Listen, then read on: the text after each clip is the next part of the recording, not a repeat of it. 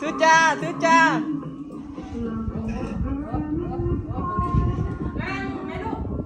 ถือจ้า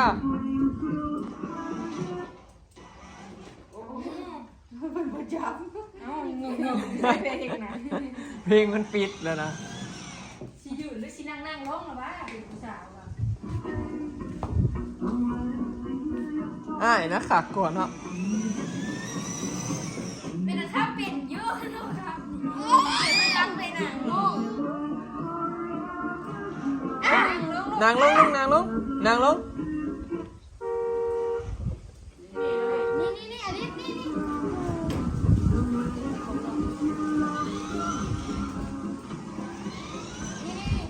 จับนี่ลูกจับนี่ขี้มูกเนาะบ้าง หมูไหล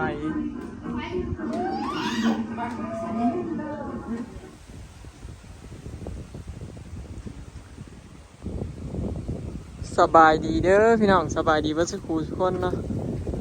สบายดียามสายๆพี่น้องมื้อนี้บอยออกมาหน้าเนาะมาเกลือหมูแล้วก็กลับออกมาใหม่ถาตอนทำหมูถาหมอมาถามาเบิ่งหมูก่อนพี่น้องกำลังท้องใหญ่เบิ่งแต่ละตัวมาเบิ่งนางบุญหลายท้อง2 เดือนปลายพี่น้องใกล้สิคลอดแล้วตัวนี้ก็เลยอีกบ่ดนเนาะตอนนี้2 เดือนปลายพอนวันที่10นี่ก็ครบ3 เดือนเนาะเดือน1นี่แหละวันที่10เดือนหน้าพี่น้องประมาณวันที่31นี่แหละสิคลอด31ประมาณเท่านี้แหละพี่น้อง31หรือว่าวันที่1เนาะบ่เกินวันที่2คลอดหมูตัวนี้ไก่ละหมูตัวนี้อีกเนาะอันนี้นางมังมีมาได้2 เดือนปลายคือกัน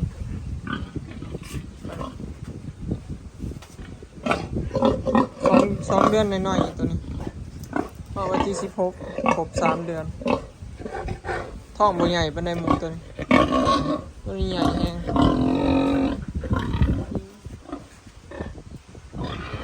อันนี้นางเฮงๆพี่น้องถ้าเกาลูกออกไปถ้ากระสมแล้วสมวันที่19รอรุ่นว่าสิติดบ่นะรอรุ่นอีกได้ชมแล้วก็ต้องรอรุ่นอีกว่าสิติดบ่ติดนะพี่น้องแม่พันธุ์5 ตัวมาเบิ่งหมูหน่อยบอยเป็นตัวใหญ่พี่น้องยังบ่ได้ขายเลยเนาะบ่ได้อยากได้ก็ขายพี่น้องบ่ได้สนใจก็ติดต่อมาได้เนาะบ่แพงพี่น้องหมูกินหัวหันเบิด2 สอบแล้วนี่ ใหญ่เนาะเรื่องใหญ่หมูพ่อคอกเราเรื่องดีๆได้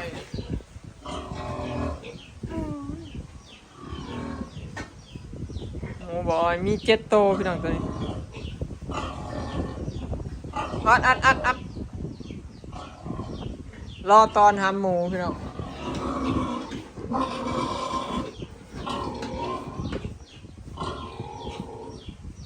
มีแต่หมูสิออกว่ะนี่ผัดหมูบ่ได้ขายพี่น้องเอ้ยบ่มีขอกใส่เงินคุ้นก็สิบ่มีคุ้นได้บัดนี้เพราะว่าหมูมันออกเบิดหาแม่บ่ได้ขายนะปีนี้หมูมันถูกแห้งถูกแล้วก็บ่มีคนซื้อเนาะยากพี่น้องเรือนบ่อยก็สิมากก็สิเลยโอ้คิดหนักเลยยันบ่มีเงินคุ้นหมูอยู่ใส่ทุนหลายหมูแถมเคาะกับบ่มีบอลไส้จักสิเอาในใดดีพี่น้องสิบ่ปล่อยแลนเท่าเดินนี่บ่ ลูกไส้สิได้ปล่อยแลนเท่าเดินนี่เด้อพี่น้องคะแนนมันออกเบิดนี่บ่ได้ขายยันปล่อยออกแลนเท่าเดินนี่ล่ะคะแนนนี้ปล่อยบ่คือหมูละ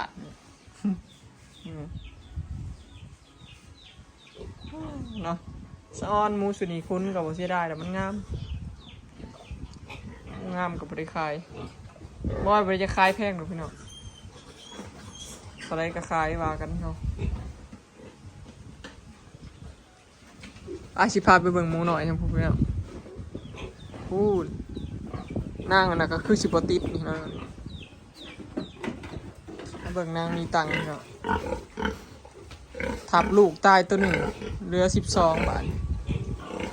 ตะกระบะมันพี่น้องมาเลยกำลังใหญ่ทับลูกตายตัวหนึ่งว่ามันซื้อก่อนบอยออกมาวันนอนกูดื่มโอ้ยทับลูกตายประสิมาตายใหญ่เลยพัดตายไม่ใช่ลูกห้องกับปะซนนะทับในนี้ทับเพิ่งเติมเหยียบไปเลยได้ลูกนะพี่น้องมูตัวนี้เลี้ยงลูกบดีเลยมารอบที่4นี่เลี้ยงลูกบได้เรื่องเลยบ่ค่อยเสมอกันไปได้ตัวนี้สุดนี่ก็บ่ให้สิขายพี่น้องหมูหน่อยขายเบิดถูกคอกเลยบ่ได้อยากได้ก็มาเอาโลดเนาะ ขายบ่แพงพี่น้อง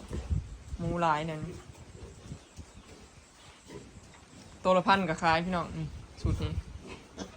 ได้อยากได้ก็มาเอาโลดเนาะตัวละ1,000ก็ขาย12 โตสรุปเหลือ12เนาะจาก13ตายไปตัวหนึ่ง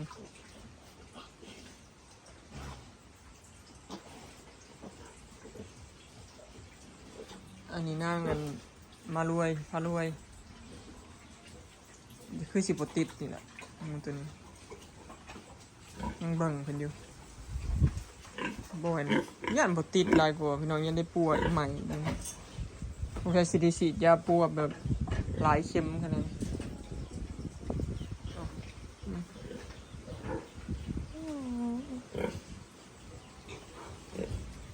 อุตส่าห์ว่าสิบ่ยากเลยนะพี่น้องเอ้ยบาทนี้พอมันยากบาทเพื่อนก็ได้มากตอนแรกว่าพอมีทุนเห็ดเลี้ยงงูแล้วก็สิไข่เพื่อนไปปวกกินบาทสิมากเห็ดเพื่อนทำมันแล้วนะพี่น้องเขาสิได้แบบสิได้ม่านเต็มที่กับหมูกับงานสินะเหตุงานขั้นแบบบนขั้นเพื่อนยังบ่แล้วมันเองยังอยู่กับแบบค่านะอยากเฮ็ดยังอยากเฮ็ดธุรกิจนั่นธุรกิจนี่อยากลงทุนยังก็ยากเด้เพราะว่าเวลาลุบมาหรือว่ายังมามันก็ยันบ่มีเงินนะมันก็เลยแบบค่าเองนั่นแหละพี่น้องขั้นบ่อยากเฮ็ดเพื่อนบ่ก็บ่อยากดอกหมูซะนี่บ่ยากว่าสิขายดอกบ่ให้คุณไว้เบิดก็ได้กำไรหรือลุบก็ยามันนะครับบ่คิดหลายเรื่องนะ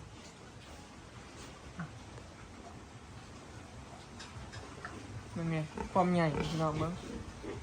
งามอยู่บ่พี่น้องเบิ่งแม่ความใหญ่ความงาม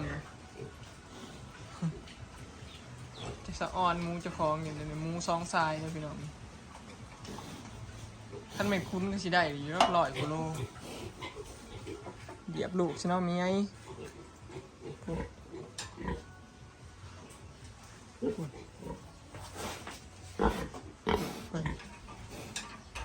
ตัวนั้นใหญ่กว่าหมู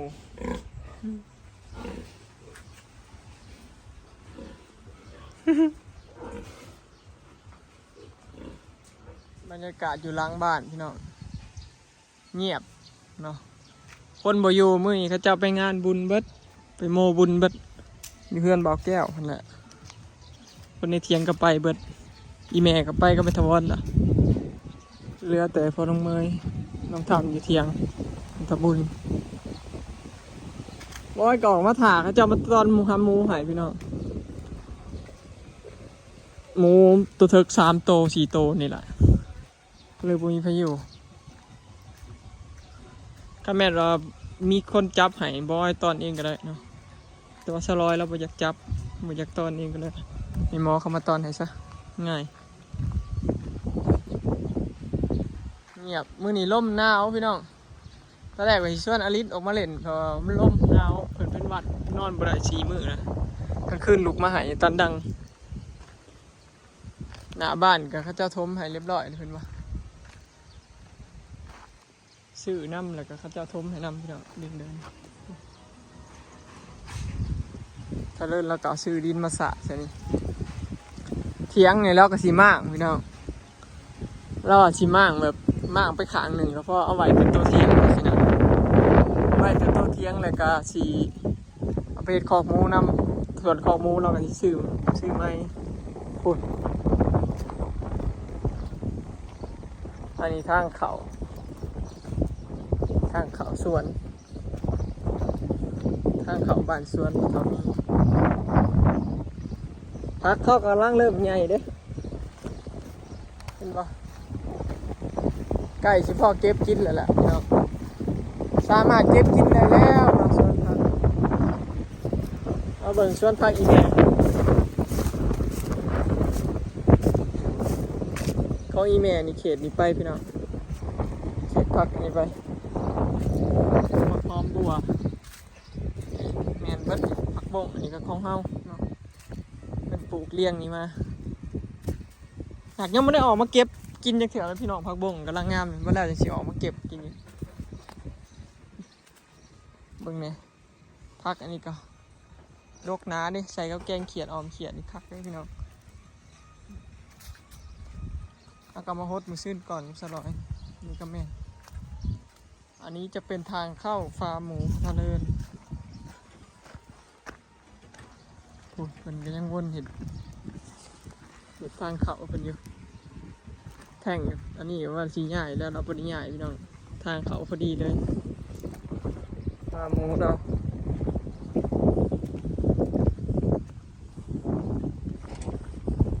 เป่งน้ำเยอะ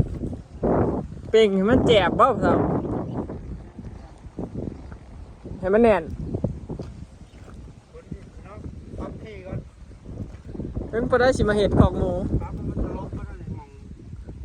มองขี่ไรมาเห็ดของน้ำมัน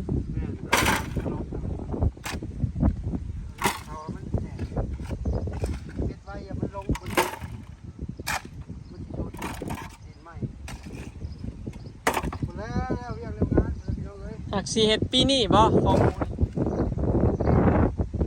เดี๋ยวอยากเห็ด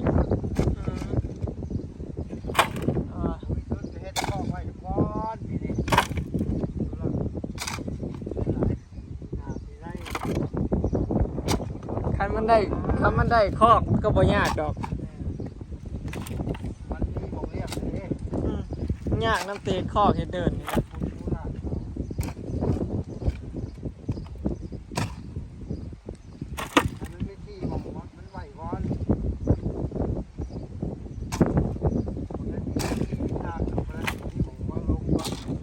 น้ำนี่ก็จะเต็มหนองออกบ่อเรื่อยๆ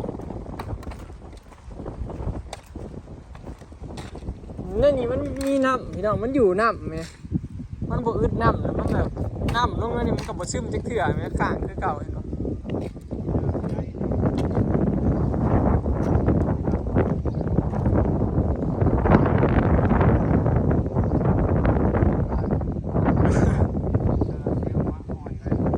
เนาะพี่น่ะไผกับมีน้องมีหยังเบิดพี่น้องข้างล่างอุทาไคนะครับบ่เหตุการณ์ของไผของมันเปลี่ยนแปลงครั้งยิ่งใหญ่พี่น้องปีนี้ปี2026เนาะไผก็เห็นนั่นเห็นนี่โครงการเป็นโครงการมัน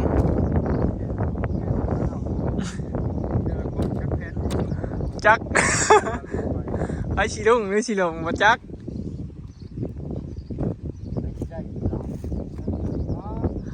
มาลองกับบ่ฮู้เนาะมีหยังคือกันเลยพอดีแหละพอทาเลิศเราเลี้ยงหมูถือปีมันถือพี่น้องเพราะว่าหมูนี่มันสิมักบ้าปีเลยว่าปีนี้แพงปีหน้าลุถือจังซี่นะคันไผเลี้ยงหมูใหม่นี่แนะนำให้เลี้ยงตอนหมูถือพี่น้องอย่าเลี้ยงตอนหมูแพงเพราะว่าเพื่อเขาได้ขายพอดีถึงช่วงหมูถือเลยหักส่วนร้ายเนี่ยเห็นคนเลี้ยงเนี่ยคนเลี้ยงบ้านเฮามีแต่คิดแต่ว่าเห็นราคาหมูแพงเลยเลี้ยงสินะพี่น้องเขาบ่ได้เลี้ยงตอนหมูถือเนาะใครก็เห็นราคาหมูแพงสิก็พาเลี้ยงรถสินะส่วนหลายเนาะคิดแนวนั้นก็เลยพากันลุบแข่งๆส่องกันไปกายผู้เจ๋งเนี่ยบางคนก็ทุ่มสิมูแล้วก็เจ๋งแล้วก็มีผมฝังกับบริเวณใหญ่นะพี่น้องทำเป็นพอเพียงพอได้เป็นที่ประจำวันไป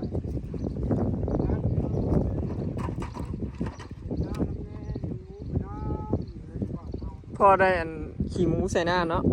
บริสุทธิ์พอดีได้หน้าบัเทอร์เลอร์ลงนี่พี่น้องว่าง่ายๆซะเฮา เฮาลงทุนซื้อขี้หมูนี่เบิดหลายพันได้ใส่หน้าแต่ละปีนี่ขนาดเฮาก็บ่ได้ใส่ปุ๋ยนะเฮาก็ดีต่อสุขภาพเฮาพร้อมเป็นแบบการเกษตรเป็นในโตเลยแบบใส่ปุ๋ยหลายก็บ่ดีดินเฮาก็เสียอีกเด้แถมมันก็บ่ดีต่อสุขภาพเฮาอีกสารเคมีเฮ็ดแบบนี้ก็ดีคือกันพี่น้องอยู่แบบพอเพียงเฮ็ดว่าเฮ็ดไปเฮ็ดมาปีหน้าบ่แพงมันขายเพิ่นได้เงินสิพกขยายอีกมัน นี่แหละพี่น้องเนาะแต่ละมื้อทุกคนก็แบบบ่ค่อยว่างก็บ่ค่อยได้เห็นกันดอกพี่น้องไปเวียกมันอันนี้ก็บ่มีไผอยู่ซ้ำเที่ยงกันเนาะ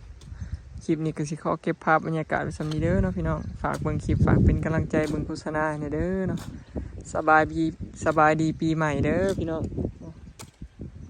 ปีใหม่เข้ามาแล้วก็ขอให้มีแต่สิ่งดีๆความสุขเข้ามาได้บัดนี้เนาะเฮ็ดหยังทำหยังค้าขายหยังก็ขอให้ร่ำรวยเงินทองเด้อพี่น้องเนาะไปแล้วสบายดี